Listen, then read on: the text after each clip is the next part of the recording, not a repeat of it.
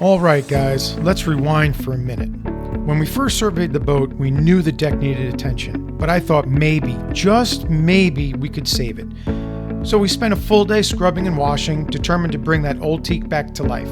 Then came the screws. Every single head was popping out. So we pulled them. We filled the holes with epoxy and 3/8 inch teak bungs, then carefully sanded everything smooth. But that's when reality hit. The deck wasn't just tired, it was failing. One by one, boards began lifting and popping loose across all topsides. Hi there, my name is Joe, and this is my amazing wife, Kristen. No matter where the wind takes us, we're learning that freedom isn't just about sailing. It's about rediscovering who we are and what life's really about. Wherever we go, wherever our journey leads, the sea always calls us back. This is our story, our journey. Come along with us. Welcome aboard Sailing SV Freedom. Shot only a few days ago, this footage shows exactly what we're up against on our sailboat. Here I'm pushing and tapping on the teak deck. You can clearly see where entire boards have lifted off and others aren't that far behind.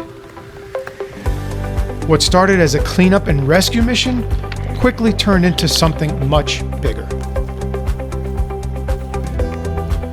The moment of truth has arrived. The teak has served this boat well for over 4 decades, but its time has come. We won't be keeping the original deck.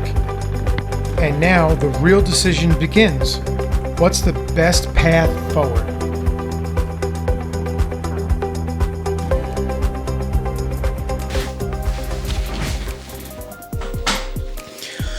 Okay guys, so there you have it. Kristen and I made the difficult decision to not work on the current teak. And here's why. It's 40-year-old teak. We got the boat from the original owners who cared for this teak very well. I think it's unheard of to have teak last 40 years on a sailboat. So she's lived her life. The teak served the sailboat very well. New chapter with us owning it. So we're gonna put our own little touches on it. We've listened to the community as well. We put a poll out in our community and everybody voted to not use the teak.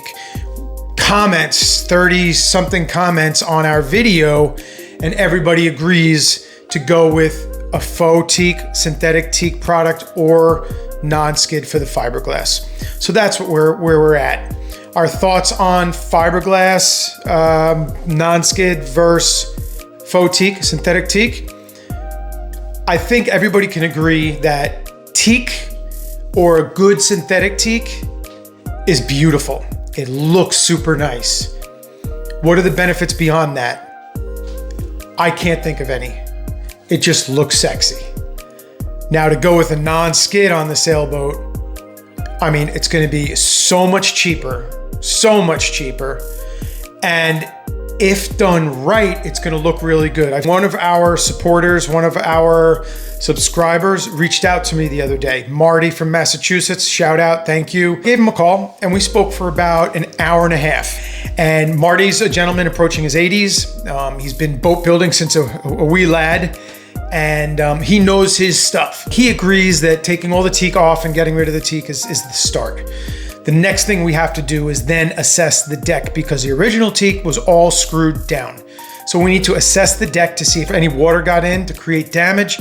We'll have to cut that all out and address it at that point. Marty thinks that at that point, the smart thing to do is go with non-skid on the fiberglass. And I tend to agree with that. Not just the cost factor. I mean, the synthetic teak, we got quotes from $12,000 to $16,000, you know, for a good product. It might cost me $1,000 in materials and I could do it myself with the non-skid. But the non-skid is forever, right? The non-skid is forever. It's not something I'm gonna have to take up in 5 to 7, 8 to 10 years and redo. It is what it is. I might have to repaint it, but if done right, it's gonna look really good. And I'm researching that now. So we're excited for this next part. We're hauling the boat out this week. It's gonna get blocked extra high because we have to drop the rudder, assess that, probably get a new rudder. Then we're gonna make an enclosure for the boat work and that I could walk around in comfortably so I can get all of this work done. Once I have the boat on land and properly enclosed and set for the winter, then I can go to town taking all the teak off. Deck is gonna be super solid, whatever it needs, it's going to get, and then we'll make a decision there for sure if it's gonna be the non-skid or the synthetic teak, leaning towards the non-skid. And that's a wrap on episode 13. Well, that's the verdict. The 40-year-old teak has sailed its last voyage.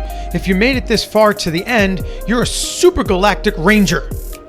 Hit that thumbs up, share this video, and make sure you're subscribed because the real work starts now.